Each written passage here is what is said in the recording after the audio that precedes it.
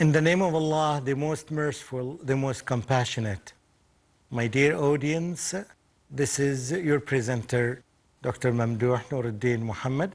I will continue with you this episode talking about the previous topic, which is mainly the main topic of these episodes, is our children at school. First of all, I greet you with the Islamic greeting, Assalamu alaikum wa rahmatullahi wa barakatuhu. I'm quite sure that you still remember the previous episode when we're talking about teaching Arabic to non-speakers of Arabic, teaching Arabic as a foreign language. Now we are going to make a small shift to give some examples, good practices of teaching Arabic to the Arabs. With the same token, most of the teachers would love to follow the textbook step by step, although sometimes by avoiding following the steps sequentially, step by step, they save a lot of time if they think of other creative ways. One example is teaching reading. In most of the classes that we see that, a class of 30 students or sometimes more, you would find the teacher, after making a model reading by himself or herself, you would find the teacher asking one student to do the reading. And then, even sometimes the teachers exaggerate this issue and would give that student extra time at the expense of other students. So for example, would ask student number X to begin reading, and the student begins reading paragraph. Then you expect that the teacher would ask another student to read another paragraph, but unfortunately, you would find that the teacher is letting the students because he's good, and he would continue probably 2 minutes, 3 minutes, sometimes in some cases 10 minutes. And all the other students are listening to the student who is reading. What is going on here is that this student is the one who develops the skill of reading, whereas all the others develop the skill of listening. So the goal or the objective that the teacher had and presented in the beginning of the class is really not achieved in the classroom, simply because using this method. The teacher needs to think of a different strategy or a different technique to enable the students to develop and promote their learning or their reading skill. One way of doing it is, for example, changing the setting of the classroom. And instead of the students are sitting like that in rows, the teacher would change the setting by asking each two students would sit in a way to confront each other. So here would have a student A and a student B, a student C and a student D, and so on and so forth. They are in front of each other. And she would ask the students, all the students who are sitting in this row, to begin reading, and the students in this row are listening to them. And in fact, he or she can encourage these students on the left to correct their counterparts, the other students who are reading. And this would take probably 5 minutes. So in 5 minutes, 15 students are practicing the reading. And instead of the first example, whereas only one student is practicing the reading, while all the others are listening. They're passive listeners. Now 15 at a time. So it takes them 5 minutes to read and finish. So all of them read. And after 5 minutes, the teacher can flip the coin and would make this row start reading and this row would start listening. And I think in 10 minutes' time, you will find almost every student in the class had the opportunity to develop reading. This is one strategy of doing it. I remember that I was in one of the classes, and the teacher was doing an amazing experiment for me. I've never seen something like this in my lifetime, but I liked it very much. She asked two students sitting beside each other to read at the same time. And they read at the same time, and all of them at the same pace. Even every time there is a full stop, they stop together as if it is one person was reading. It was very interesting. She was trying to show us an example of reading. And the teacher can do this at the same time. Even all the students can practice reading and see. And this is probably at an advanced level, but I think it's also another technique that the teachers can benefit from. There are many techniques, and I'm quite sure that every creative teacher would think of an example of teaching that is vivid and very creative and benefits the majority of the students, or most of the students, or all the students. If the purpose of the class in the learning objective is developing the reading skill of the students, so most of the techniques that are used should help the teacher achieve this goal. Now, this is an example of reading. There are many other ways by dividing the students into groups. And these groups, the teacher would, for example, have a good student in this group of 4 or 5, and each group like that has one student who's outstanding. And when each one of these students is reading, this model student or this outstanding student would correct them if they make mistakes. And the teacher would step back and would watch and observe the students are working in this format. And this way, the teacher can observe more than put herself. And from time to time, she would check the quality of reading of that student or this student. And in this way also, she would teach most of the students the skill of reading. One of the common practices, let me tell you that in teaching Arabic as a native language, you will find the teacher focusing on the knowledge at expense of the skill. Okay, now, the teacher, good teachers usually make balance between knowledge from one side and skill at the other side, especially when they teach languages. Because mainly, any language is a group of skills more than knowledge. A language is different from teaching geography, for example, or history, which is mainly depending on the amount of knowledge. Now let's first of all differentiate between what do we mean by saying piece of knowledge and what do we mean by saying a skill. I like usually to give this example because it's simple, everybody can remember it. The piece of knowledge here is that the objective is that I need to put in basketball playing, for example, the goal is to catch the ball and throw it in the basket. And the objective is to let the ball go through the basket. This is the piece of knowledge. What is it? If I ask any one of you, I'm quite sure that you can repeat it. It's very simple. It took 3 or 4 seconds for any one of you to learn this piece of information. So now you get the knowledge, very easy now. But now, this is not the goal of playing basketball. The goal is really to put it, to practice it and to put it in the basketball. So now you know the knowledge, but you see in practice, you cannot put it. To give you the difference between me and Michael Jordan, that if Michael Jordan tries to play it 100 times, he would put it probably 99 out of every 100, or 98 times out of every 100. Whereas me, if I do that, I try to do it, I will put it probably 2 or 3 times only I succeed to put it in the basket out of every 100 times. Simply, both of us, me and Michael Jordan, knew the piece of information.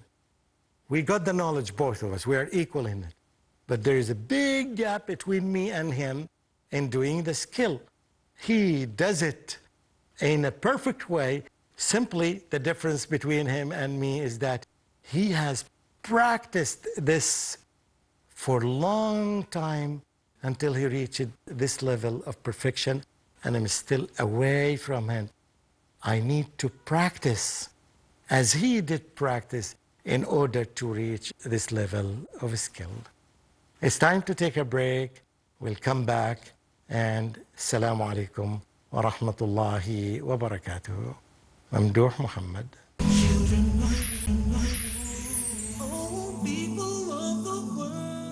Assalamu alaikum wa rahmatullahi wa barakatuh. This is your presenter again, Dr. Mamdouh Mohamed. I will continue talking about the difference between knowledge and skill. Now, we find this almost in every class. When the teachers don't prepare for the lesson, when the teacher does not have a lesson plan that guides him to follow a specific track in teaching. For example, if the teacher has already decided the objective, the learning objectives, and he or she wrote them clearly on the board, and she was trying to find all the activities that would help him or her to reach these learning objectives, it will guide the teacher. Instead of going to the class without preparing the material, without knowing the goals that you want to achieve from this class. So now a teacher knows the difference between the knowledge and the skill. But again, the teacher needs some time to practice this many times until it becomes a habit. Although we know now the difference between them, but still, we do not expect the teachers to do this overnight. They need some practice, continuous practice, until it becomes part of them, until it becomes built in, until it goes into their genes and it becomes a habit. They do it automatically whenever they are confronted with this. I don't really mean physically that it will go to the genes, but I mean that it becomes part of them. Now, if the teacher does this, focus on the skill, let's give some examples that we see in classrooms. When we find the teacher, for example, all the teachers, for example, in grade 2, focus on teaching the alif lam in Arabic language, because we have 2 of them. One of them is called the Shamsiyya, the sunny one, and the other one is called Qamariyya, the moon ones or the lunar ones. And the difference between them, in this case, when we write this alif lam here, followed by a specific number of letters, we read it. We read these letters, and it becomes quite obvious that this lam is pronounced. For example, Bayt, when we add to it alif lam, it becomes al-Bayt. Whereas the other category, when you put L and you try to read the word, this L is not pronounced. This lam is not pronounced. Like, for example, Shams, when you put alif lam before it, it becomes ash-Shams. And in many cases, you get into a classroom, you'll find a teacher is focusing on that the rules. Do you memorize the letter that come after alif lam of this category, the sunny? And she would focus on this. Who can tell me? So the students start saying that, okay, these letters are the sheen and the seen, and they start trying to recall these letters, and they are supposed to memorize this. But in reality, nothing in the world that's similar to the situation. Nobody stops you and asks you what are the sunny letters or what are the moon letters. It's not something practical at all. You can see that the people who did not study at schools, the native speakers, they learn it naturally because they practice all these words in their daily life, and they don't need to know that all these letters, they pronounce the alif lam before it, and all these letters, they don't pronounce it. You don't need to memorize the letter. You need to practice this, and this only happens when the teacher prepares her lesson and knows well the objectives and how to achieve these objectives. She can select a number of words on every letter, and just by repeating them, she would say Shams, and the students would say Ash-Shams. Shamal, and the students would say Ash-Shamal. And by doing many words, it immediately becomes part of them and becomes natural because they listen to it many times. And the teacher, for example, can play a CD or can play an audio tape and has many examples and ask the students to stop and repeat the word that falls into this category or that category. Just by practicing it, the students do not need at all to memorize these 14 letters here and these 14 letters here. And if you ask any native speaker, he would be reluctant to remember all these letters. But in reality, he practices correctly. Let me just give you an analogy here. When I ask you, when I teach you this piece of knowledge, and I explain to you the rules of swimming, and if you, for example, I tell you that the first step, you stand at the edge of the swimming pool. The second one is that you extend your hands and then you jump.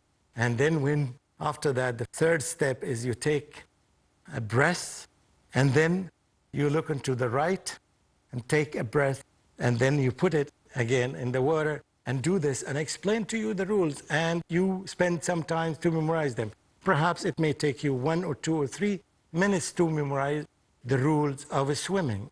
And then after you memorize these rules, and I ask you to jump into the swimming pool or to jump into the sea, I'm quite sure that you will be reluctant, and you will know that this knowledge, although you know it and you memorize it, will not help you when you jump into the water, which is a skill that needs to be practiced and to be supervised by someone beside you until you get the skill, the actual skill of swimming.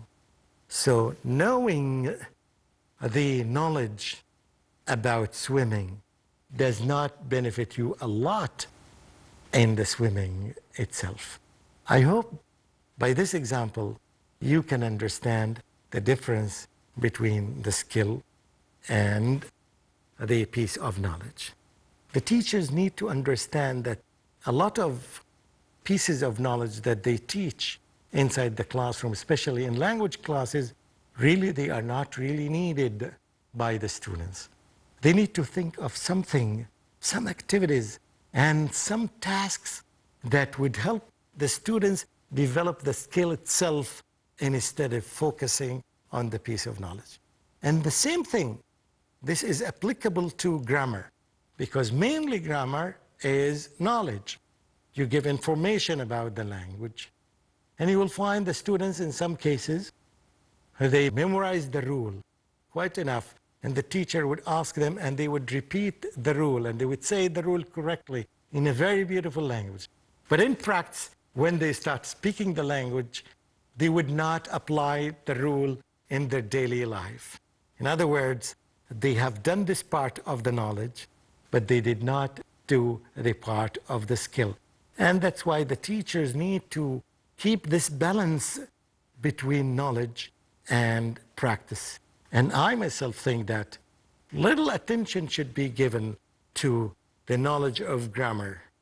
And what counts is the ability to practice it in reality and not to make mistakes to apply it correctly, as they already got the skill of swimming, as they already got the skill of reading and other skills.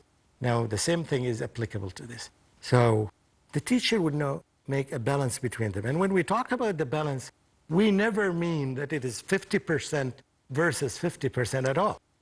This is not the balance that we're talking about. We may talk about 20% focus on knowledge, the rule, the grammatical rule, and 80% would go to the practice, because this is the outcome that we see. And therefore, it's no wonder students at school, they would be able to tell you and to articulate the grammatical rule. However, they don't practice it in real life. This is quite an obvious example that we see in many schools. I would say here again, I would remind everybody, the teachers now and the parents now learned this from. Yes, it is true that the textbooks sometimes don't help the teacher, but this is the role of the teacher. You accepted to be a teacher, and you need to remember what I began with when I told you that the Prophet ﷺ said that if you are doing something, Allah subhanahu wa ta'ala loves to see you perfecting it. So perfection here means that you look for other strategies to apply to achieve this goal, which here is applicable to learning the skill of speaking or writing, applying this grammatical rule that you learned. You need to think of activities, and I'm quite sure you'll find plenty of books that would help you do that. And it is the same activity that you find in other languages. So if the book doesn't have a lot of exercises to help you to achieve this, it becomes compulsory on you. It becomes an obligation on you that you prepare these examples, plenty of them, and you bring a handout done by you, you prepared it. Yes, you did an extra effort, and most of the teachers don't want. And this is the difference between one teacher and another teacher. But this is where you can access paradise. When you exert an effort, when you try to help the students achieve the goal that you have been looking for. I hope that if you don't understand what I say here, I can give you plenty of examples. You can always email me. You have access to my email, which is mamdouh2000@hotmail.com. And the spelling of Mamdouh is MAMDOUH 2000@hotmail.com. And I hope you benefited from this episode. Wassalamu alaikum wa rahmatullahi wa barakatuhu. Mamdouh Mohamed. Oh, people of the world, can we spare a little justice?